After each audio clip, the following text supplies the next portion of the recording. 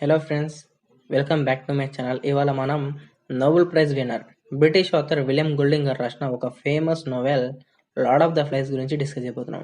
Friends, William Golding యొక్క first novel ఇది. ఇంకా ఇది చాలా ఫేమస్ కూడా. దీనిపైన చాలా సినిమాలు కూడా తీశారు. దీంట్లో విలియం గోల్డింగ్ గారు ఒక ఇంగ్లీష్ స్కూల్ బాయ్స్ గ్రూప్ ఒక ఐలాండ్పై ఇరుక్కుపోతారు. ఇంకా అది సెకండ్ వరల్డ్ వార్ టైం. ఇంకా అందులో ఒక్క అడల్ట్ అంటే ఒక్క పెద్దవాడు కూడా ఉంటారు.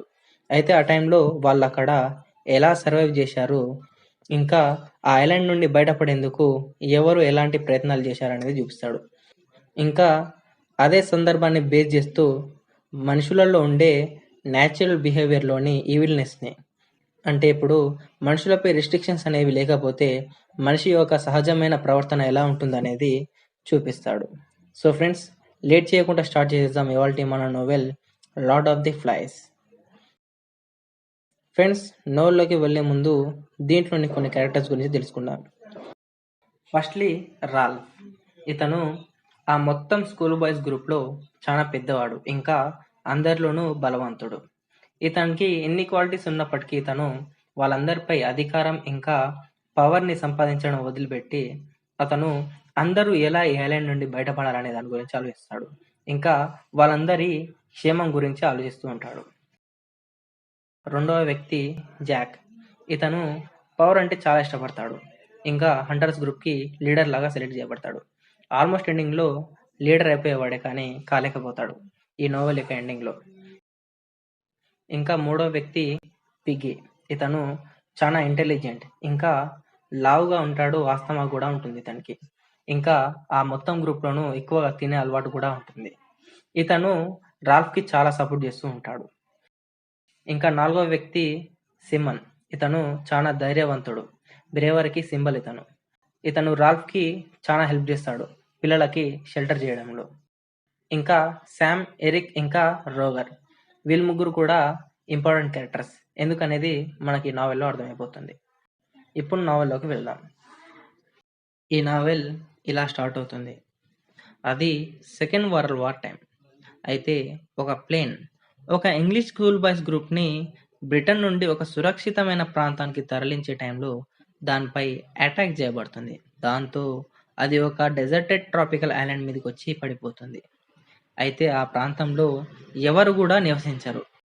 ఇక్కడ నుండి మన విలియం గోల్డింగ్ గారు ఆ స్కూల్ బాయ్స్ గ్రూప్ ఇక్కడ ఎలా సర్వైవ్ చేశారు, ఇంకా వాళ్ళ బిహేవియర్లో ఎలా ఈవిల్నెస్ ఇంకా క్రూయల్టీ అనేది బయటికి వచ్చింది అనేది చూపిస్తారు. అయితే ముందుగా ఇద్దరు వ్యక్తులు, రాల్ఫ్ ఇంకా పిగ్గి. వీరు ఆ ఐలాండ్పై తిరిగే టైంలో వీరికి ఒక షెల్ దొరుకుతుంది. ఇక్కడ షెల్ అంటే ఒక శంఖం. అయితే ఆ షెల్ని ప్లే చేసి అక్కడ ఐలాండ్పై ఎంతమంది అయితే ఆ ప్లేన్ నుండి అక్కడ పడిపోయారో వారందరూ ఒక్క దగ్గరికి వచ్చి జమ అయ్యేలాగా ఆ శంఖాన్ని ఒక హార్న్ లాగా గట్టిగా ప్లే చేస్తాడు.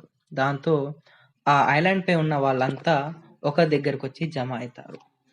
దీని తర్వాత వాళ్ళంతా ఏమనుకుంటారంటే ఎవరినైనా ఒకరిని లీడర్ని చేయాలి అని.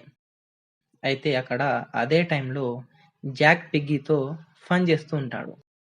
ఇంకా జాక్ లీడర్ కావాలని కూడా అనుకుంటాడు. అయితే అందరూ ఆ టైంలో రాల్ఫ్ని లీడర్ లాగా సెలెక్ట్ చేస్తారు. జాక్కి ఈ విషయంపై కోపం వస్తుంది, ఇంకా అతను చాలా బాధపడతాడు. అయితే రాల్ఫ్ ఏం చేస్తాడంటే జాక్ని హంటర్స్ గ్రూప్కి లీడర్ లాగా చేస్తాడు. ఇంకా ఎవరేం మాట్లాడాలన్నా ఈ షెల్ ఇప్పుడు ఏదైతే హారన్ ప్లే చేసి పిలిచానో అందరినీ, దాన్ని వాళ్ళ దగ్గర ఉంచుకోవాలి. కాబట్టి ఎవరేం మాట్లాడాలనుకున్నా ఈ షెల్ వాళ్ళ దగ్గర ఖచ్చితంగా ఉండాలని చెప్తాడు. అదే టైంలో కొంతమంది పిల్లలు మేము ఒక పెద్ద బీచ్ని చూసాము, ఇంకా అది ఈ అడవిలోనే మన చుట్టుపక్కలలోనే ఎక్కడో తిరుగుతుంది అని చెప్తాడు. అయితే రాల్ఫ్ ఏమంటాడంటే మీరు ఏదో తప్పుగా అనుకుని ఉంటారు, బహుశా అది మీ అపోహ అయి ఉండొచ్చు, ఇక్కడ అలాంటిది ఏం లేదని వారికి నచ్చ చెప్తాడు. అయితే దీని తర్వాత రాల్ఫ్ ఆ ఐలాండ్ మొత్తం తిరుగుతాడు. అదే టైంలో ఇతనికి ఒక ఐడియా వస్తుంది. అదేంటంటే ఈ ఐలాండ్ పై ఉన్న ఈ మౌంటైన్ పై ఒక పెద్ద ఫైర్ని క్రియేట్ చేయాలని. దాంతో స్మోక్ క్రియేట్ అవుతుంది. దాన్ని చూసి మనల్ని ఎవరైనా రెస్క్యూ చేస్తానికి వస్తారు, మనం ఇక్కడ నుండి బతికి బయటపడొచ్చని రాల్ఫ్ అనుకుంటాడు. అయితే వీళ్ళకి ఫైర్ క్రియేట్ చేస్తానికి ఎలాగైనా నిప్పు కావాలి.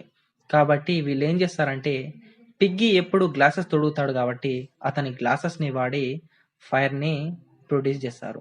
దీని తర్వాత వీళ్ళు అజాగ్రత్తతో ఉండడం వల్ల ఆ ఫైర్ మొత్తం ఫారెస్ట్ మొత్తం స్ప్రెడ్ అయిపోతుంది. ఇంకా అదే టైంలో ఈ పిల్లలు ఎవరైతే మేము బీస్ట్ని చూసామన్నారో వాళ్ళు ఆ బీస్ట్ ఈ మంటలలో ఎక్కడో ఇరుక్కుపోయింది అని చెప్తారు. రాల్ఫ్కి కోపం వస్తుంది. ఎందుకంటే మనం ఎందుకు ఇంత అజాగ్రత్తగా ఉంటున్నాము, ఈ మంట మొత్తం అటు ఇటు స్ప్రెడ్ అయిపోయింది అడవి మొత్తం, మనం అనుకున్నట్లుగా ఏ పనులు జరగట్లేవు, షెల్టర్స్ ఏదైతే చేద్దామని అనుకున్నానో అవి కూడా కావడం లేదు అని రాల్ఫ్కి కోపం వస్తుంది.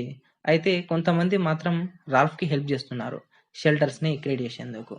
జాక్ ఏమో హంటర్స్ గ్రూప్ని లీడ్ చేస్తున్నాడు. రాల్ఫ్ అందరినీ ఆ రోజు రాత్రి పిలుస్తాడు ఒక మీటింగ్ పెడతానికి. అయితే అక్కడికి వచ్చాక అందరూ ఆ బీచ్ గురించి మాట్లాడుకుంటున్నారు కానీ అతను ఏం చెప్పాలనుకుంటున్నాడో దాని గురించి వినేందుకు మాత్రం ఇంట్రెస్ట్గా లేరు. అయితే కొండపై ఏదైతే ఒక పెద్ద మంటను సృష్టించాలి, ఎప్పుడూ దాన్ని మండిస్తూనే ఉండాలని అనుకున్నారో దానికి బాధ్యతగా హంటర్స్ గ్రూప్కి ఆ పనిని అప్పచెప్తాడు. ఆ రోజు అక్కడ ఆ ఫైర్ దగ్గర డ్యూటీ ఎవరిదంటే శామ్ ఇంకా ఎరిక్ది. అయితే శామ్ ఇంకా ఎరిక్ ఆ టైంలో నిద్రపోతారు. అదే రోజు రాత్రి ఆ ఐలాండ్ పై వార్ప్లేన్స్ మధ్య యుద్ధం జరుగుతుంది. ఆ యుద్ధంలో నుండి ఒక వ్యక్తి పారాషూట్ సాయంతో ఆ ఐలాండ్ పై ఎక్కడైతే వీళ్ళు మంటని రగిలించారో అక్కడ వచ్చి పడిపోతాడు. ఇంకా అతను చనిపోయి పడతాడు. అయితే వీళ్ళు మార్నింగ్ లేచి చూసేసరికి వాళ్ళు అతన్ని చూసి బీస్ట్ అనుకొని పరిగెత్తుకుంటూ వెళ్ళి ఇక్కడ ఉన్న వాళ్ళకి చెప్తారు. దాంతో రాల్ఫ్ ఇంకా జాక్ అలాంటిదేం ఉండదు, మీరు కూడా భ్రమపడి ఉంటారని చూస్తానికి అక్కడికి వెళ్తారు. కానీ అక్కడ ఏమీ ఉండదు. అయితే జాక్ రాల్ఫ్ని అంటాడు ఏమనంటే, నువ్వు ఈ లీడర్షిప్కి అర్హునివి కావు, నువ్వు ఏ పని కూడా సరిగ్గా చేయలేకపోతున్నావు, కాబట్టి నేను లీడర్ లాగా ఉంటాను అని అంటాడు. సరే అలా ఎందుకు కానీ మళ్ళా ఎలక్షన్ పెడదామని మళ్ళీ ఎలక్షన్ పెడతారు.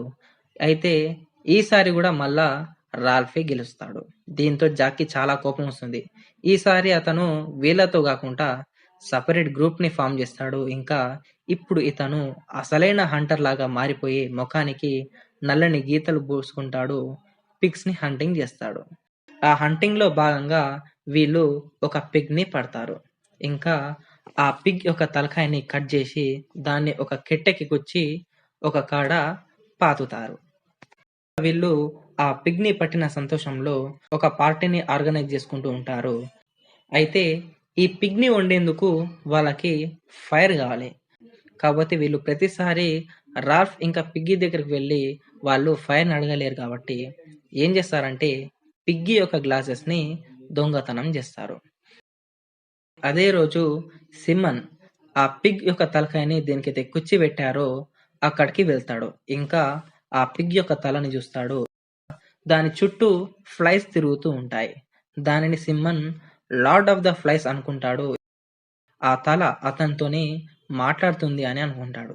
అయితే ఆ పిగ్ ఒక తల ఏమంటుందంటే, బీస్ట్ ఈ అడవిలో ఎక్కడనో లేదు, అది మీ మనసులలోనే ఉంది అని చెప్తుంది. దీని తర్వాత సిమ్మన్ ఒక్కడే ఒంటరిగా ఆ కొండ మీదకి ఎక్కుతాడు. ఎక్కి ఆ మంట దగ్గరికి వెళ్తాడు. వెళ్ళి చూస్తాడు ఇక్కడ నిజంగానే బీస్ట్ ఉందా లేదా అని. అయితే అక్కడ అతనికి కనిపించింది ఏంటంటే పారాషూట్తో పాటు ఒక వ్యక్తి పడి ఉన్నాడు. ఇంకా అతను చనిపోయి ఉన్నాడు. ఈ విషయాన్ని చెప్పేందుకు సిమ్మన్ ఇక్కడికి రిటర్న్లో వస్తూ ఉంటాడు. అయితే రాల్ఫ్ని ఇంకా పిగ్గీని జాక్ ఇన్వైట్ చేస్తాడు ఆ పిగ్ని పట్టిన పార్టీకి. సిమ్మన్ వారి దగ్గరికి వర్లుతూ వస్తుండడంతో వీళ్ళు అతన్ని ఒక బీస్ట్ అనుకొని వాళ్ళంతా హంటర్స్ గ్రూప్ మొత్తం కలిసి అతన్ని కొట్టి చంపేస్తాడు. మార్నింగ్ వాళ్ళు చూసేసరికి ఒక బీస్ట్ కాదు, అతను సిమ్మన్ అని తెలుసుకుంటారు. రాల్ఫ్ ఈ విషయం గురించి వారిపై కోప్పడతాడు, జాక్ ఇంకా హంటర్స్ గ్రూప్ పై, మీరు ఇలా ఎలా పొరపాటు చేస్తారు అని. ఇంకా వీళ్ళు దొంగలించిన ఆ గ్లాసెస్‌ని గూడా రిటర్న్‌లో ఇయ్యమని అడిగితే, జాక్ ఏం చేస్తాడంటే వీళ్ళిద్దరిని పట్టుకోండి అని చెప్తాడు. వీళ్ళని పట్టుకోవడంలోని భాగంగానే రాగర్ అనే ఒక వ్యక్తి ఒక స్టోన్‌ని కొండ మీద నుంచి కిందికి దొర్లుతాడు. దాంతో అది పిగ్గీ మీద పడి పిగ్గీ అక్కడే చనిపోతాడు.